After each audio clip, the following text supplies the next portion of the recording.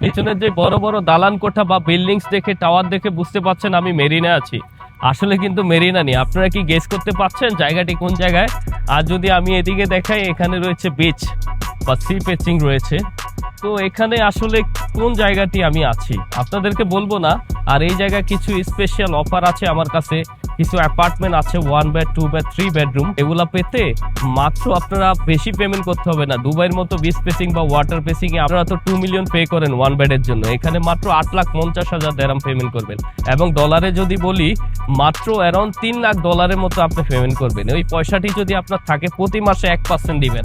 আর এইরকম মেরিনার মতোই জায়গা বা জেভিয়ারের মতোই জায়গা আপনি দেখতে পাচ্ছেন। এই যে আমি যদি দেখাই জিনিসটা, এখানে একটি রাউন্ড অ্যাবাউট আছে এবং এই জায়গায় আসলে কে না চায় সন্ধ্যার পরে আপনি চাইলে ফ্যামিলিকে নিয়ে এখানে ঘুরতে আসতে পারেন, এখানে বসতে পারেন।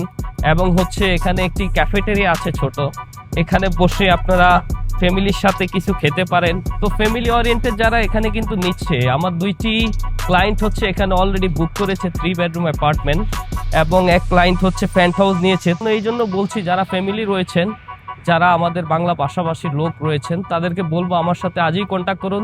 এই এরিয়া সম্বন্ধে আপনার কিন্তু এখনো জানা নেই আমি কোন জায়গায় আছি, আর আপনারা যদি জেনে থাকেন ঠিকই কমেন্টে লিখুন এরিয়া।